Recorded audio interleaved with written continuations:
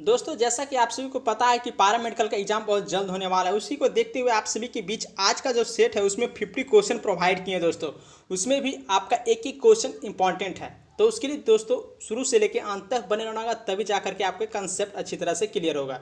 तो आइए दोस्तों वीडियो को स्टार्ट करते हैं, लेकिन उससे पहले आप सभी को बता दें दोस्तों कि इस चैनल पर पहली बार जुड़े तो चैनल को सब्सक्राइब करें, लाइक करें और अपने दोस्तों के साथ शेयर जरूर करें, क्योंकि दोस्तों बहुत सारे स्टूडेंट कमेंट कर रहे थे कि सर मिक्स क्वेश्चन लेकर के आइए। तो दोस्तों इसमें मिक्स क्वेश्चन है, 50 क्वेश्चन लेकर के आए हैं और टोटल का टोटल इंपॉर्टेंट क्वेश्चन है, गेस क्वेश्चन है।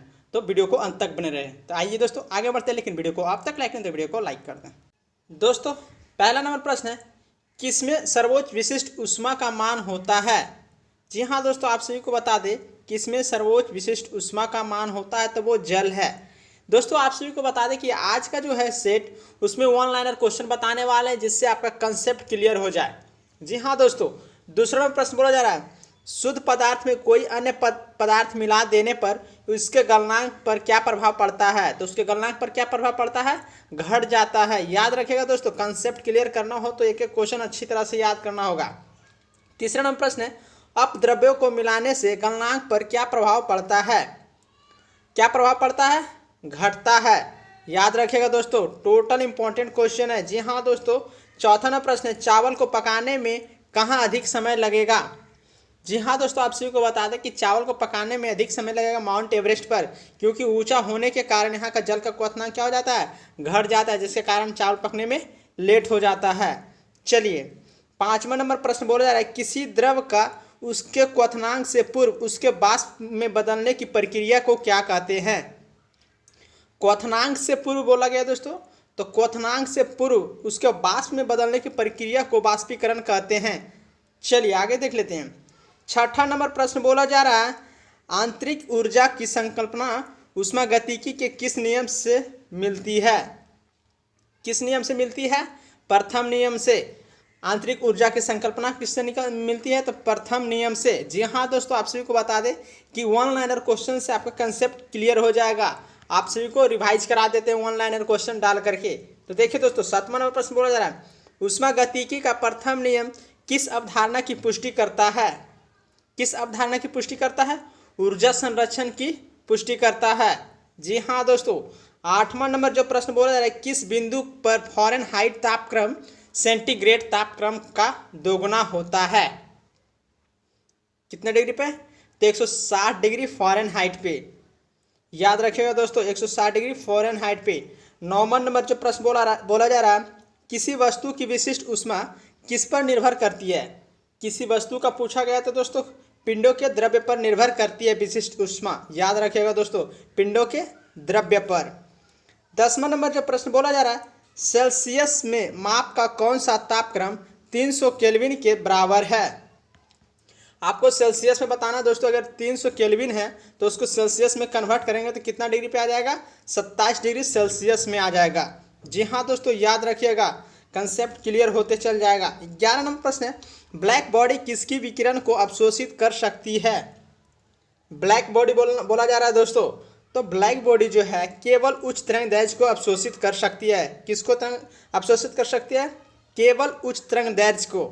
चलिए 12 नंबर जो प्रश्न बोला जा रहा है, शीत ऋतु के दिनों में हम मौसम किस प्रकार का होने पर ज़्यादा ठंडा महसूस करते हैं? जी हाँ दोस्तों, शीत ऋतु हम सब जानते हैं कि ठंडे का मौसम, तो शीत ऋतु के दिनों में हम मौसम किस प्रकार का होने पर ज़्यादा ठंडा महसूस करते हैं? तो साफ मौसम पर। जी हाँ दोस्तों, आप सभी को बता दें कि अगर कोहरा वगैरह नहीं, कुहासा वगैरह लगेगा तो ठंडा कम रहेगा, वहीं अगर मौसम साफ रहेगा तो ठंडा का जो प्रभाव होता है ज़्यादा होता है। मौसम साफ होने पर ठंडा का असर ज़्यादा दिखाई पड़ता है। जी हाँ दोस्तों, आप सभी को बता दें कि 13 नंबर प्रश्न बहुत ही इंपॉर्टेंट है, मिट्टी के घड़े में किस क्रिया के कारण जल ठंडा रहता है? तो याद रखिएगा दोस्तों, बाष्पीकरण के कारण मिट्टी के घड़े में जल ठंडा रहता है। किसके कारण? बाष्पीकरण के कारण। 14 नंबर जो प्रश्न बोला जा रहा है दोस्तों, प्रस्रव्य तरंगों को सबसे पहले किसने सीटी बजाकर उत्पन्न किया था? तो वो वैज्ञानिक का नाम बताना है दोस्तों, वो है डाल्टन। डाल्टन ने ही सबसे पहले सीटी बजाकर प्रस्रव्य तरंगों की जांच की थी। चलिए देख लीजिए 15 नंबर जो प्रश्न बोला जा रहा है, ध्वनि का तत्व किस पर निर्भर करता है? ध्वनि का तत्व किस पर निर्भर करता है? आवृत्ति पे निर्भर करता है। याद रखिएगा दोस्तों, ये सब इंपॉर्टेंट क्वेश्चन है टोटल, इसीलिए हम कंसेप्ट क्लियर करने के लिए वन लाइनर क्वेश्चन दे रहे हैं। विमानों के आंतरिक भागों की सफाई में किसका उपयोग किया जाता है? विमानों के आंतरिक भागों की सफाई किसका उपयोग में किया जाता है? प्रस्रव्य तरंगों।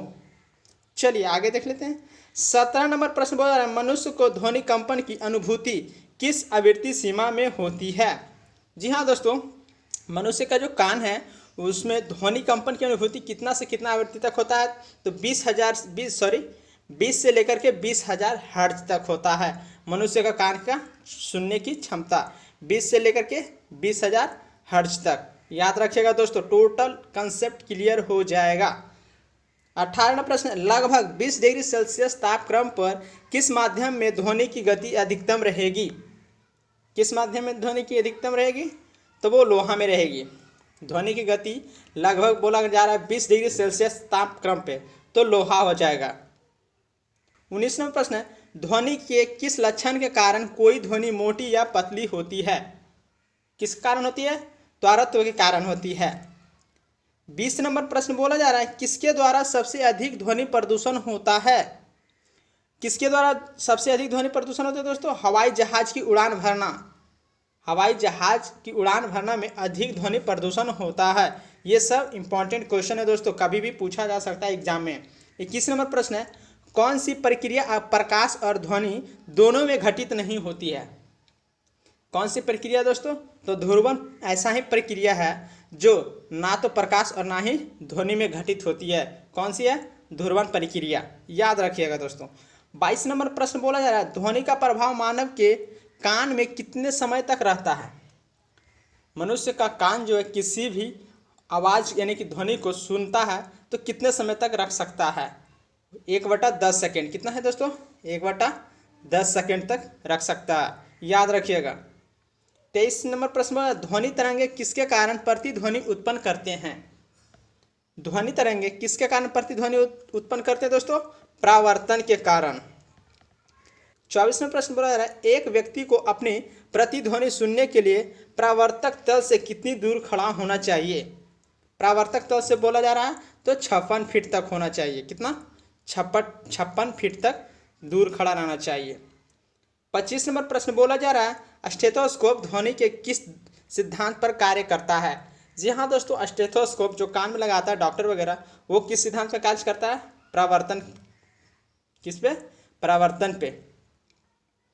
26 नंबर प्रश्न है, पास आती रेलगाड़ी की सीटी की आवृत्ति या तीक्ष्णता बढ़ती जाती है, ऐसा किस घटना के कारण होता है? ऐसा किस कारण से घटना घटती है? तो ये डॉपलर प्रभाव के कारण। किसके कारण दोस्तों? डॉपलर प्रभाव के कारण। 27 नंबर जो प्रश्न बोला रहा है, किस एक प्रकार की तरंग का प्रयोग रात्रि दृष्टि उपकरण में किया जाता है? रात्रि दृष्टि उपकरण में उपयोग किया जाता है अवरक्त तरंग। कौन सा है? अवरक्त तरंग। 28 नंबर प्रश्न है, एक जेट वायुयान 2 मैक के वेग से हवा में उड़ रहा है, जब ध्वनि का वेग 332 मीटर पर सेकंड है तो ध्वनि वायुयान की चाल कितनी है? तो इसको डायरेक्टली मल्टीप्लाई कर दीजिए दोस्तों। 332 गुने 2 करेंगे तो डायरेक्टली मल्टीप्लाई करने के बाद आ जाएगा 664 मीटर पर सेकेंड। चलिए आगे देख लेते हैं। 29वां प्रश्न है, लगभग 20 डिग्री सेल्सियस के तापक्रम पर किस माध्यम में ध्वनि की गति अधिकतम होगी? ये क्वेश्चन ऑलरेडी पिछले बार आ चुका है दोस्तों। ये लोहा। राइट आंसर क्या हो जाएगा? लोहा। 30 नंबर जो प्रश्न बोला जा रहा है, एक जैव पद्धति जिसमें प्रस्रव्य ध्वनि का उपयोग किया जाता है उसे क्या कहते हैं? सोनोग्राफी कहते हैं। क्या कहते हैं? सोनोग्राफी। 31 नंबर प्रश्न है, कौन सी तरंगे शून्य निर्वात में संचरण नहीं कर सकती? कौन सी तरंगे? ध्वनि। चलिए 32 नंबर जो प्रश्न बोला जा रहा है, वह उपकरण जो ध्वनि तरंगों की पहचान तथा रिजुरेखन के लिए प्रयुक्त होता है क्या कहलाता है? सोनार कहलाता है। 33 नंबर जो प्रश्न है, प्रकाश तरंग किस प्रकार की तरंग है? तो प्रकाश तरंग जो है अनुप्रस्थ तरंग है दोस्तों। ये सब याद कीजिएगा तो आपका कंसेप्ट क्लियर हो जाएगा, इसीलिए वन लाइनर क्वेश्चन प्रोवाइड कर रहे हैं। 34 नंबर प्रश्न है, प्रकाश का तरंग सिद्धांत किसके द्वारा स्थापित किया गया था? किसके द्वारा स्थापित किया गया था? हाइगेंस के द्वारा। ये हाइगेंस वैज्ञानिक का नाम है, याद रखिएगा। टोटल कंसेप्ट क्लियर हो जाएगा दोस्तों। 35वां प्रश्न है, किस घटना के आधार पर प्रकाश तरंगे के अनुप्रस्थ होने की पुष्टि होती है? किस घटना के आधार पर? ध्रुवण घटना के आधार पर। 36 नंबर प्रश्न बोला जा रहा है, प्रकाश के विद्युत चुंबकीय स्वरूप की खोज किसने की? किसने की दोस्तों? मैक्सवेल ने किए थे, याद रखिएगा। 37 नंबर प्रश्न है, किसने सर्वप्रथम यह दिखलाया कि प्रकाश तरंगों का विवर्तन होता है? वैज्ञानिक का नाम बताना दोस्तों, तो वो है ग्रैमबाल्डी।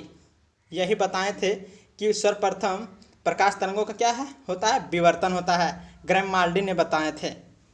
38 नंबर जो प्रश्न बोला जा रहा है, कौन सी घटना प्रकाश और ध्वनि दोनों में घटित नहीं होती है? ये तो ध्रुवण ऑलरेडी बता चुके थे दोस्तों। 39 नंबर जो प्रश्न है, कौन सा सिद्धांत प्रकाश के तरंग प्रकृति की पुष्टि करता है? प्रकृति की पुष्टि करता है व्यतिकरण का सिद्धांत। याद रखिएगा, टोटल कंसेप्ट क्लियर हो जाएगा अगर एक एक क्वेश्चन अच्छी तरह से याद कर लेते हैं तो। 40 नंबर प्रश्न बोला जा रहा है, चंद्रमा से पृथ्वी तक आने में प्रकाश को लगभग कितना समय लगता है?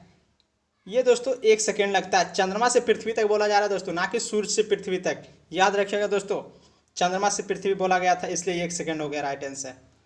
41 नंबर प्रश्न है, सूर्य की रोशनी को पृथ्वी तक पहुंचने में लगभग समय लगता है 8 मिनट 16.6 सेकेंड। जी हाँ दोस्तों, ये 1 सेकेंड जो था वो चंद्रमा से पृथ्वी था, लेकिन यहाँ सूर्य से डायरेक्टली पृथ्वी पे आ रहा है, 8 मिनट 16.6 सेकेंड लगता है। 42 नंबर प्रश्न है, वायु में प्रकाश की गति कितनी होती है? हवा में प्रकाश की गति कितनी होती है? 3 × 10⁸ मीटर पर सेकेंड, यानी कि 3 × 10⁸ मीटर पर सेकेंड होता है। याद रखिएगा दोस्तों, ये सब इंपॉर्टेंट क्वेश्चन है, कंसेप्ट करने के लिए ऑब्जेक्ट 1 लाइनर क्वेश्चन प्रोवाइड कर रहे हैं। 43 नंबर प्रश्न है, सूर्य ग्रहण के समय सूर्य का कौन सा भाग दिखाई देता है? जी हाँ दोस्तों, सूर्य ग्रहण के समय बोला जा रहा है किरीट दिखाई देता है, जिसको कहते हैं कोरोना। चलिए 44 नंबर प्रश्न है, पानी से भरे किसी बर्तन में पड़ा एक सिक्का किस कारण थोड़ा उठा हुआ प्रतीत होता है? किस कारण थोड़ा उठा हुआ प्रतीत होता है? प्रकाश के अपवर्तन के कारण थोड़ा उठा हुआ प्रतीत होता है सिक्का। याद रखिएगा दोस्तों, प्रकाश के अपवर्तन के कारण। 45 नंबर प्रश्न बोला जा रहा है, पानी में डूबी एक छड़ी किस संवृत्ति के कारण मुड़ी हुई प्रतीत होती है?